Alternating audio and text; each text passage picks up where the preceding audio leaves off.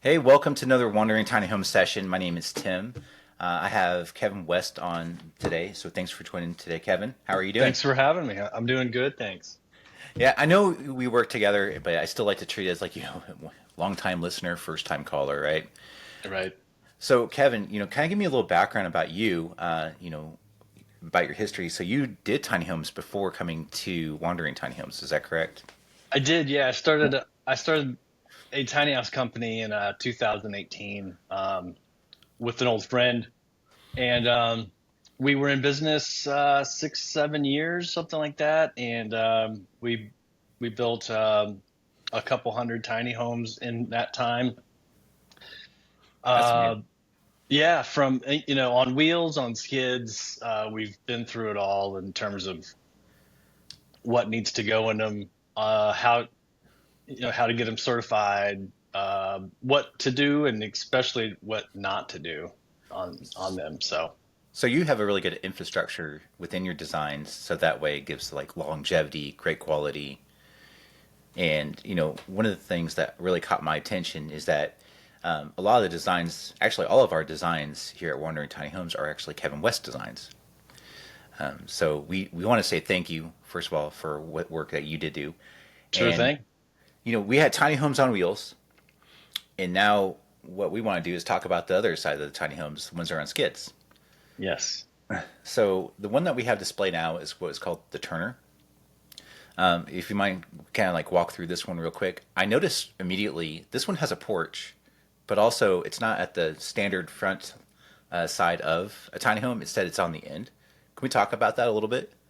Yeah, it's basically just space saving, and also for transport too. If you had um, a deck on the long side, it might not be that easy to transport and safe to transport, and you'd be losing a lot of square footage on the interior.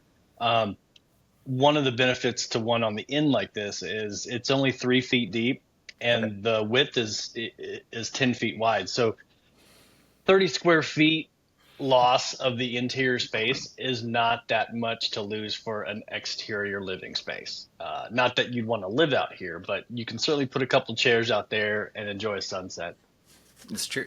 If you think about most houses now, don't really have a porch anymore. They have a stoop, but they don't have a porch. Yep. It seems like times have changed since back at my parents' generation to my generation.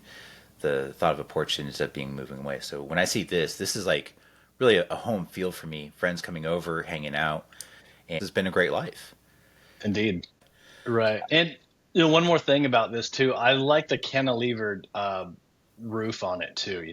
There's special things you kind of have to do to get that done on the construction side of it.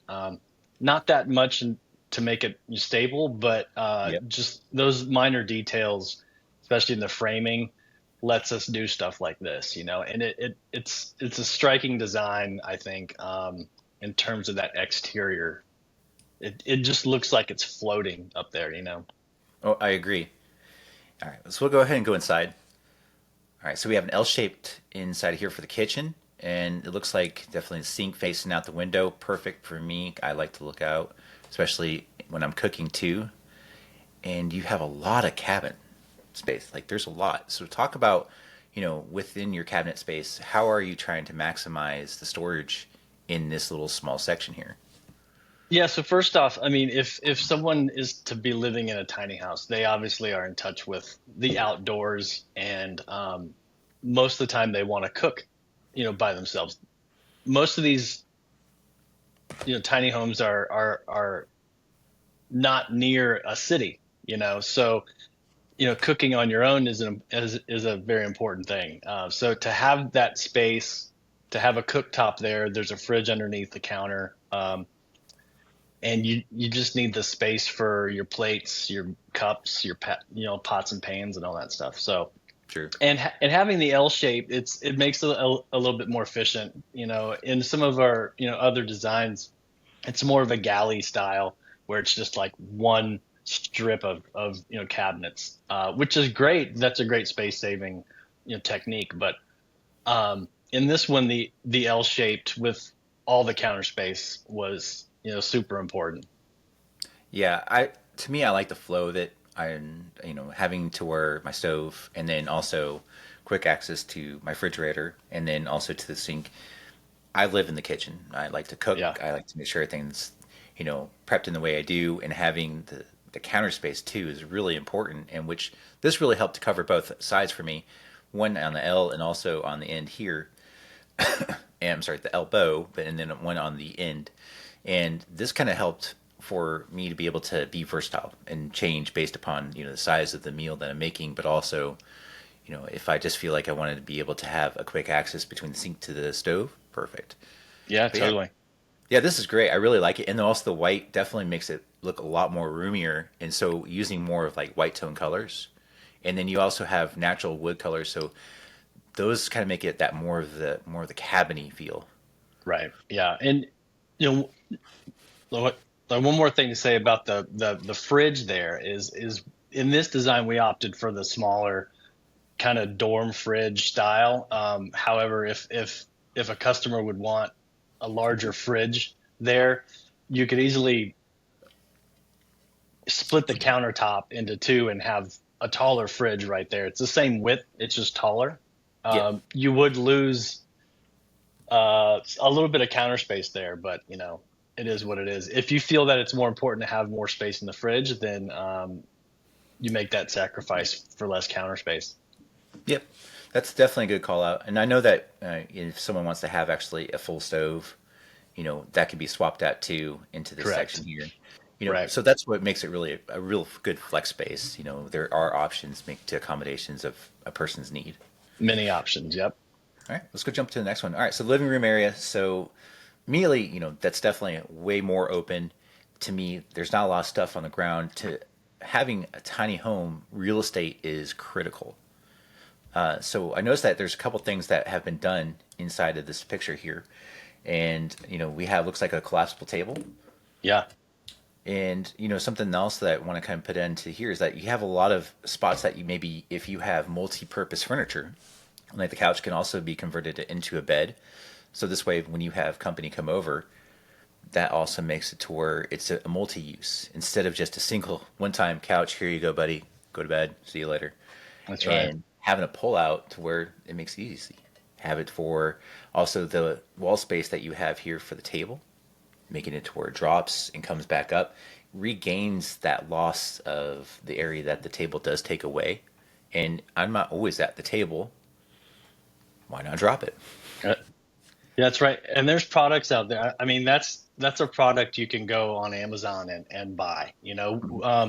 I like to keep things, try to keep things less, custom. So if something were happen to break years down the road, they could just, you know, go find something to replace that, and not have to, build something. Um, so that, I mean, you can buy that and then, buy the chairs that hang on the wall too, Mm-hmm. folding chairs, make that into a little workstation or even a place for two people to, eat as well. Sure. Yeah, I think that's a really good way of like maximizing real estate and having that multifunctional furniture or just any kind of items that you want within your home. That's right. All right, so let's go ahead and jump on to the next one. All right, the bedroom. So, as first thing I noticed here, definitely it's it is a bedroom. What size is this? Is this a full, a queen?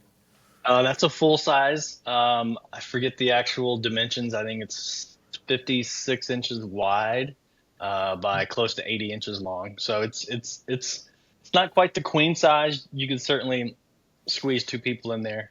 Yeah. Two people that would love each other, obviously. Um, Yes. maybe a brother and sister. I don't know. I don't, but yeah. And then you can't really tell in this photo, kind of in the upper left, there's a little closet space up there with a few shelves. Yeah, we'll get there. So Okay. I think something within the cabinet space here is, Mhm. one thing that wondering we wanted to make it to where there isn't a cabinet space. So for all of your clothes items that may have or whatever knickknacks that you might want to keep, so we can be able to also have storage underneath the bed. This is a great real estate for us to have, items that you want to put in there, like extra blankets, linens, or even just whatever that you think that you may need for your bedroom. And That's having right. that, Box springs really, I mean, it's a waste of space yeah, in, in like a tiny home. So this bed, it has slats to where the mattress lays on, and those lift up. They hinge from the headboard end, and then you have that entire space for storage. yeah, and that's super clever to use that spot as well. Again, a multi-functional use of the furniture. Yep. All right, so let's look at that closet space we were talking There it about a is. little bit Yep. earlier. Yeah, this is great. I think having this indentation, or is it indent? Is that the word I'm thinking of? To where Sure, it's that put. sounds great. Yeah. Sorry, it's my coding days, and everything's all indent over in a certain alignment. But yeah, to me, I like the way this looks. I like the way that I can have my items that I need to hang up, and then also having on top for if I need to put shoes or whatever. I do want to know what's on the other side of this wall on taking in this bottom space. But Before before we I get do, there, though, yeah, Tim, yeah. So this was intended. So I didn't want to put doors on this. Doors, they tend to get in the way in small spaces. Especially if you have more than one person sharing the space. hinge doors, Um, right? Hinge doors, yeah. So not to really make it a true closet. It's more like not an enclave, but Yeah. like a cove space. So to put doors on here, it would really close off that space to make it feel smaller. So I intentionally left it open, and then above that, which you can see one shelf, but there's actually two or three shelves up there for shoes or seasonal clothes that you're Okay. not using at that time. So you can get a step ladder or a stool and get up there and swap out your wardrobe per season. Definitely. Yeah, this has been a really great design. All right. Let's go ahead and go to the next side. All right. So now we see on the other side of the wall what was the difference here. So it looks like this is going to be for the washer dryer combo unit. That's correct. Yeah. Nice. And then, of course, it looks like a great room space that you have for the bathroom. And, a lot of companies we noticed that they want to do like a corner style shower, but in this one, we wanted to have it to where it was just a dedicated space within the back wall. So this way it would That maximize yeah. the size. Yeah, so that's a Yeah. 4 feet wide, shower. It's 48 inches wide, which is a little bit about the same, or if not larger than one at your home. Yeah, As a stall shower.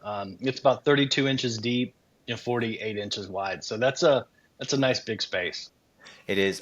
I'm not a small person, so when I get into those corner ones, I kind of feel like, super Yeah, claustrophobic, and it's not right. what I want with an experience. Yeah, we used to use those corner showers, and they are good for some applications, but we kind of learned it takes like a special kind of person to use those. For me, I really don't. When I'm in the shower, I don't want to have to touch the walls with my shoulders or arms. That just feels kind of gross to me. Or like the Yeah. shower curtain, that's kind of gross for some reason. So having that extra space for to shower, is is pretty important. Was that the dinner bell? It was my, because I like to twirl my pen, and I hit my Oh, thumb. okay. Yeah, but Nice. I did not mean to that, so I whoops. thought my time was up or something. No, no, you're doing great. Yeah, I really like the space. It's dedicated. It is what it is. Going to the next picture here and kind of show at the model design, I noticed immediately that there is no sink in this bathroom. Yeah, so it's definitely an option, but we've done these a few different ways where there is a sink in there and there's not. And the feedback is as long as there's a sink somewhere in the home, it really doesn't matter. So to go, brush your teeth in the same place that you're washing your pan, Yep. it it is what it is when you're in this kind of space. Um, and the to actually get sink and drain in there, it's not complicated, but it's definitely more of a challenge. to put a sink in there. It's a lot of plumbing, a lot of drain lines in one small space, you know. So we opted to just use the sink in the kitchen for a utility sink. Yeah, so that would keep your labor down too, which would help with the cost. Hmm. And if you add a sink in here and apply it to the drain, making it go through how it's supposed to within the building as infrastructure, Yep. I think to me that makes more sense. Even for my college days, I had roommates that would bathroom was like prime real estate, and when we were trying Hmm. just to brush our teeth, whatnot, yeah, I used the kitchen sink. It's like Yeah, it's the best absolutely. accommodation. Well, But here too, such it's like you're in the bathroom for one of two reasons, you know. yeah, So now you don't have to brush your teeth in the same place where someone's taking a shower, you know, something like that. yeah. The number one, the number two, and I guess the number three. Yeah, I guess you could say that. Okay, all right. And Yeah, it doesn't show on here, Tim, but there is privacy in there too. So there's a barn door that, or more of a pocket door style. So so you are shut off from from the bathroom and the living space. yeah.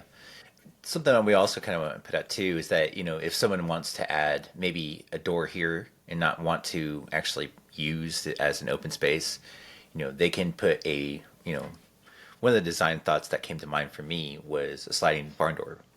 Yeah, And then that single barn door can block either the bedroom or it can block the bathroom. sure. Yep. Yeah, and then this way it can help again maximize that space. But you would lose this wall for when you want to use the collapsible. But there's some sacrifices can be made based upon your own needs. Or you can just get creative and just say, you know what, I'm going to put that collapsible table on my sliding barn door. But for Exactly. the Yeah. I weight, mean, right? what's nice here is that there's options. You know, Yeah, it's not so good when you don't have the options. yeah, I agree. All right. Well, I mean, this has been a great model talking about another style for tiny homes with the skids. And we got the listed information in here. And I do like that you talk about here the sewer and septic's ready, and it's also a garden hose for the water hookup. And so all the information of the preliminary is incorporated here in the very top left, but also the price points. That's really good. Seeing that within the price of a skid model with all the plumbing and the trims that you have for electrical and also the details that you've put in for a Kevin West design. Yeah, these are great for for ADUs. You know, if you're if you're in an area that allows these ADUs, auxiliary dwelling units, these things can easily be placed anywhere on a property that a v that like a truck could go to. You know, Yeah. they're hauled on what's called a shed mover. It's basically like a specialized trailer, and it's moved around by a piece of equipment called a mule, which is like an off-road forklift. Which, if you've never seen one, they're fascinating to watch. And the guys that move these things are just great. Yeah. Yeah, they just get moved into place. Then you level them, you get them, you know, hooked up to the utilities, and it's ready to rock. I can't say enough. That's pretty cool. I think another thing is like what kind of customers would be going for this. To me, I like if I had at least a good amount of square foot, or sorry, amount of acres in my land, and I can put multiple units and then have a single driveway to each of those units. This allows Yeah. me to be make it as a rental property, maybe a B&B, or if I don't want to do it that way and I go hunting, I can put it out to the cabins I go hunt at, Yep. and this makes it to where it's easy. But I'm not on grid, but you can actually put solar panels to connect to your ADU, which is Yeah, really that's cool. right. That's a great point. We've used these off of generators as well, and just a regular, you know, 30 amp generator, um, like a tank of gas for it can run, you know, several days. And then as long as you're kind of disposing the wastewater in a responsible way, these things can be anywhere. Definitely. All right, yeah, this is great. And if there's definitely some options, so if someone's looking to make some upgrades, there are some listed in here. And definitely, if you are interested to contact, we'd love to hear from you. And hit the contact information, and then you can either call us or send us an email. And emails can be at info@wanderingtinyhomes.com. All right, Kevin. Thank you so much for coming Thanks on for having me, today. Tim. Yeah, Yeah. And my then pleasure. I look forward to more talks with you. I mean, you definitely have just a wealth of knowledge. Well, thank you. I All right. appreciate it. It's a fun business. All right. Well, thanks everybody for joining in today. Have a great day.